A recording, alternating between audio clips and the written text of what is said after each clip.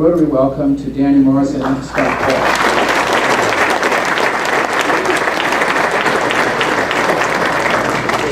Thank you very much. Good to have Caroline here. We've got so many great fans in Charlotte, and all across the Carolinas, and we're so appreciative of that.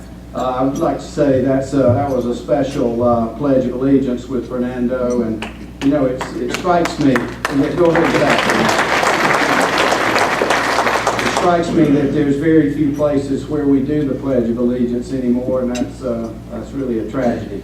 We're here to talk about the stadium. I thought it might be helpful before I turn it over to Scott to just give you a snapshot of the stadium. As you know, franchise was awarded October 26, 1993. At that time, the city of Charlotte was aggressive in pursuing land for the stadium. The land was acquired for $60 million, which also included building the parking deck. So $60 million, primarily from the city. Some other public money went into acquiring the land and also building the parking garage. The Panthers spent about $190 million for the construction of the stadium, funded by the Panthers and the PSLs. Took about so that's $250 million. $105 million to finance, so that's $355 million. Panthers have put in about $50 million over the years to keep it pristine and to keep it current, so that's $405. And then operating and maintaining the stadium has been approximately $10 million or so per year, so that's $190. So about $595 million to run, operate, build the stadium, and acquire the land, which was a $60 million public investment. Now here's the return on the public investment of $60 million. First of all, the Panthers in direct taxes have paid $215 million in direct taxes. There was a study by John Connaughton, UNC Charlotte, a few years ago. What was the impact of sports in Charlotte? And the impact in sports in Charlotte was over $1 billion a year annually. And we heard anecdotally that the Panthers were responsible for over half of that. So we went to the University of South Carolina and asked them to embark on a study to come look at what the Panthers' impact would be in Charlotte. And the reason South Carolina, they hadn't been here before, and we said to them, be conservative. The numbers are going to be big. We want you to be conservative so they're numbers that people will understand and believe. And so they come and they do the study, and what they found was the annual economic impact of the Panthers, $636 million per year, $362 million direct, and then they used a multiplier. I don't know how these things, most of the time they use like 2.2. They used a 1.4, and the indirect was $274 million. So then we asked the question, well, that's great, but how about in Mecklenburg County? What's the impact in Mecklenburg County? The impact in Mecklenburg County, $512 million, $291 million direct. And then to take you back, when the land was acquired, the land was generating $64,000 per year in tax revenue. Today, the Panthers pay over $2 million a year in tax revenue. But you can talk about the numbers and the economics and so forth, but there's also quality of life. What does it mean for the brand? There are only 31 cities in America that have an NFL franchise, and just the enormous exposure that comes along with that. The exposure is this. If you look at television shows, and not just sports shows or sports events, but television, 34 of the 35 highest rated shows were NFL games last year. If you go to the Harris poll that they do every year about favorite sports, it was really interesting to me, having spent almost all my life in college athletics, how powerful the NFL brand is. The Harris poll in 2013, favorite sport, 35% NFL, 14% Major League Baseball, 11% college football, 7% auto racing, 6% NBA basketball. The power of the NFL brand. Since 2005, ratings or viewership for NFL football has gone up 24%. Viewership for TV in general has gone down 22%. So that's a pretty good gap of 24 up, 22 on viewership, and it gives you a reason why the broadcast stations are paying so much money for the content of NFL football as people watch it, and it's really staggering the power of the NFL brand. So I'm sitting in Meadowlands, 2009. Last game in the Meadowlands, Panthers playing the Giants. There's a stadium being built to the right.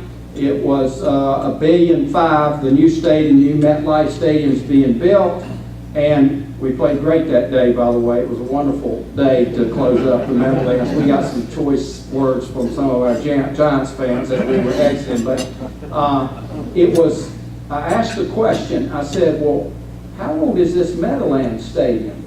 And the answer was 32 years, something like that. And I started doing the math. I said, wow, then we're over halfway through the perceived life cycle at Bank of America Stadium, and we have this wonderful stadium in a park, this classic American stadium, and the bones are so great.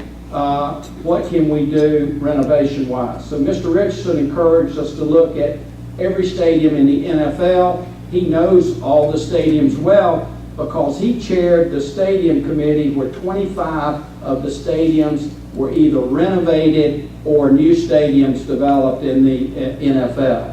It seems like he gets every hard job in the NFL because he has so much trust among all of the owners. He co-chaired the CBA 2 times ago, chaired the stadium committee, co-chaired the commissioner search, and then he was the co-chair, but really the lead person on this last collective bargaining agreement that is unbelievable in the fact that there's a 10-year labor agreement, which is unheard of in professional sports, especially with no out clause. So, and this stability has made tremendous impact on the whole business environment and enabled everyone to concentrate on making the whole game better and the whole experience better. So anyway, we looked at every single stadium in the NFL, and the 2 stadiums at the time that we concentrated on, one was a new stadium, one was a renovated stadium. The new stadium in a market somewhat similar, Indianapolis, cost about $720 million. Lucas Oil at that time about $620 million funded from the public. On the renovation side, we looked at Kansas City. Kansas City had done the bones at Arrowhead were not near the bones at Bank of America Stadium, nor has it had been maintained as well, and the capital investment continued. So it was about $375 million in Kansas City and about $280 million funded from the public. So we looked at that in 2010. Then Mr. Richardson pushed us to look at a strategic master plan for the stadium. So we brought in 4 of the national architectural firms to look at the stadium, and they all said the same thing. And I can say this, I had nothing to do with it. Great bones, incredibly well designed, wide concourses, classic American stadium. They're not building bowls anymore. Bowls are kind of a thing of the past. And so we have this classic stadium in a park. How do we take it and make it so that it's as good, if not better, than these $1.5 billion stadiums that are being built? So we went through that process. The price tag ended up over a 10-year period or so to be somewhere around $250 million investment needed. So in 2000, and then we ended up hiring, we had these 2 local architects that were involved in the project. We had Populous involved, Then we had Dave Wagner of Wagner Murray here in Charlotte, and we had Ron Smith of McMillan Pazin Smith in the upstate of South Carolina. So we had architects from both of the Carolinas. They've now taken the leadership role on our renovation. So September of 2012, we get a letter from Mayor Fox that invites us to have a discussion with the city staff and also the city council regarding our renovation efforts. So we go through a very intense negotiation period. Where's Ron Kimball? He's tough. He's a tough negotiator. So we went through a very tough negotiation period. We ended up in April with the city council, or sometime around that time period of 2013, unanimous vote to invest $75 million into the construction and renovation of the stadium, and the Panthers would commit to 37.5. The $75 million from the city will come in a 3-year period, 3 distinct years. $28 million this year, 2014, $23.5 in 2016, $23.5 in 2018. Now this year, we're investing $65 million approximately into the renovations. $28 million funded by the city, the Panthers $37 million, so we'll exceed over the course of the next 4 or 5 years, we'll far exceed the $37.5 million that we had committed to. We're excited about our renovations. Mr. Richardson said this when we started talking about renovations. 1, keep the classic American stadium design. 2, make sure we maintain the stadium in the park feel. And 3, the majority of the renovations must impact all 74,000 fans. And that was a real driver as we've gone through this process to focus on all 74,000 fans to improve the fan experience, not just on premium levels. So with that, I'm going to turn it over to Scott Paul. Scott's our Director of Stadium Operations. He actually came to the Panthers as an intern out of the University of Georgia. He's done a fabulous job. You're talking about stress. We started this in January, this project, and we've got to be through in July, and he handles it beautifully. His people that he works with love working with him. He's got great relationships with our architects and Turner Construction and Rogers, and he's just doing a magnificent job, so please welcome Scott Paul.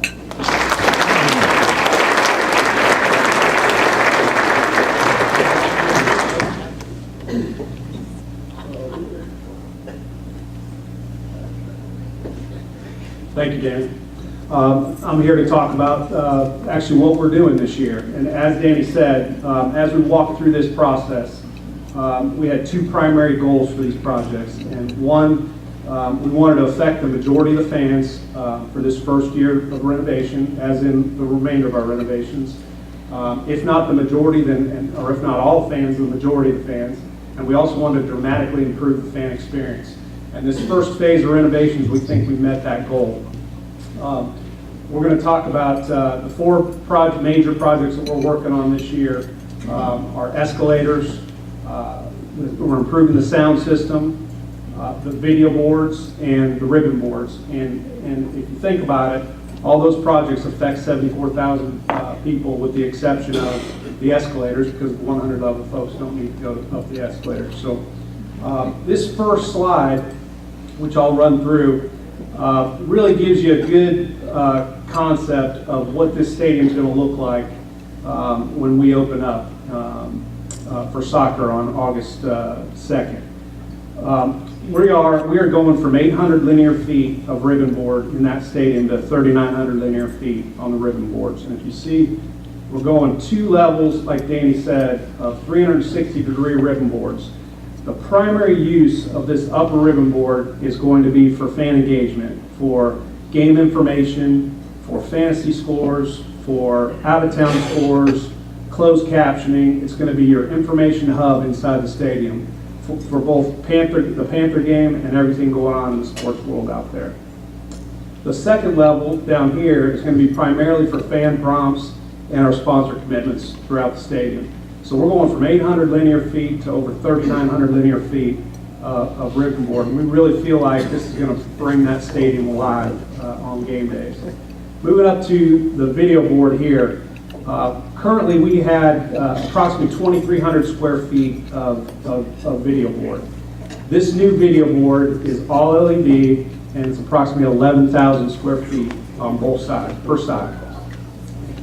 This is the primary use that you'll see at Bank of America Stadium this year on how we plan to use our video board. And that center board there is 2.5 times what you saw last year. So approximately 5,500 square feet.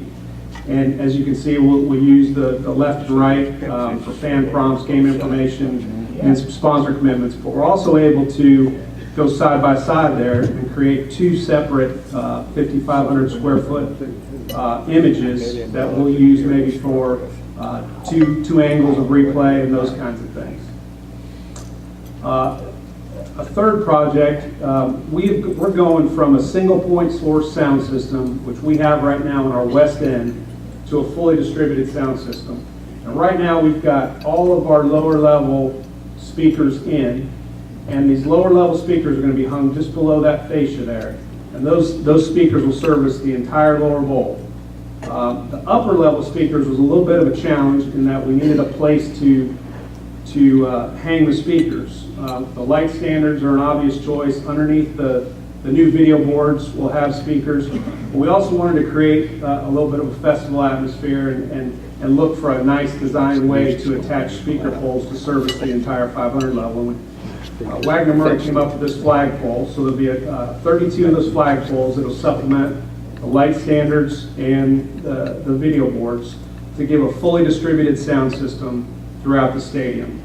This is going to dramatically improve the sound at the stadium. If you think about it, a single point source system from the west end scoreboard would have to service those fans in the corner of the upper 500 level approximately 600 feet away. Now there'll be a speaker within about 120 feet maximum of any person in that stadium. So we really feel like we're going to improve the sound clarity of this project with this project.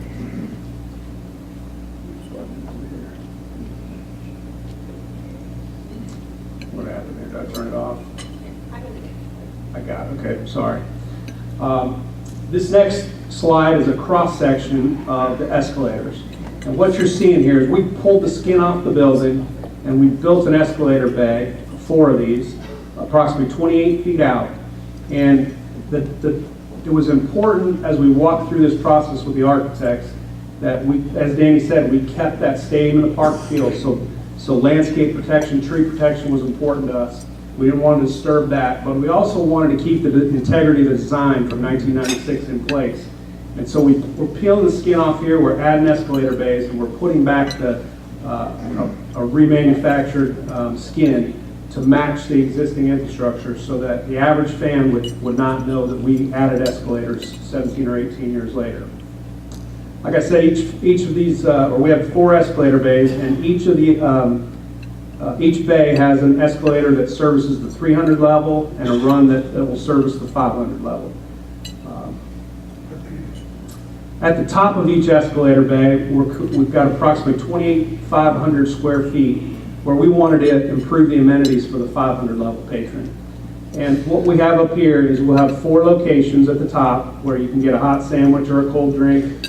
You can watch out-of-town games, you can watch the Panther game, and each of these locations will have terrific views of the city of Charlotte.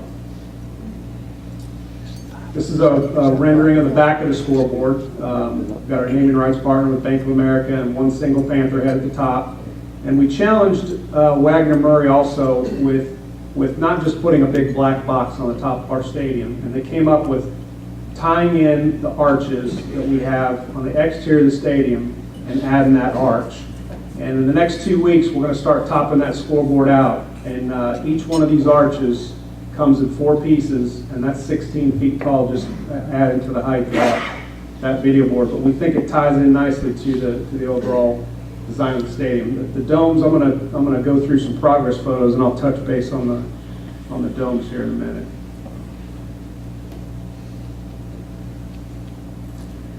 So here's a couple progress photos. This is the East End scoreboard. We're a little further along now. We're almost complete there, but there's the East End scoreboard and about half the video board installed. And you can see on the next slide 2 levels of ribbon boards, and we're almost 100% installed to date now on the upper and lower ribbon boards. Here's a progress photo of the Southgate escalator tower. We're preparing there to do some horizontal framing to pour the 3rd level concrete. We have completed all 4 escalator bays on the concrete work there, and we're preparing for precast work now. And here's a fully formed escalator bay, and you can see right here, right here is where the 500 level escalator is going to come up and land up there. And here's the north escalator bay with, as you can imagine, the views that we're going to have from there of uptown Charlotte. They've got such a pretty skyline there. So this final slide, from the beginning, the statues and the domes were kind of our welcome mat to Bank of America Stadium. I think everybody would agree that the Panther statues were a huge hit and a great addition. They're photographed on a daily basis. The domes are another great attribute of our front door, but we didn't get it right 17 years ago. The panels are fiberglass, and over the years, the sun has really beat those up, and the white domes that were supposed to be white have turned yellow. So what we're doing now is we're replacing all that fiberglass with glass, 3M coated glass, and these domes here will be white in the day and white at night, and we're adding an LED component on these ribs right here. So all these ribs will have an LED component with a lighting control system that we could change lights, but primarily, of course, they'll be the processed blue, and we can program them to do anything we want. And this glass down here, you'll see, will be blue at all times. So there's some progress pictures of our renovations. I'm going to turn it over now to Danny for some Q&A.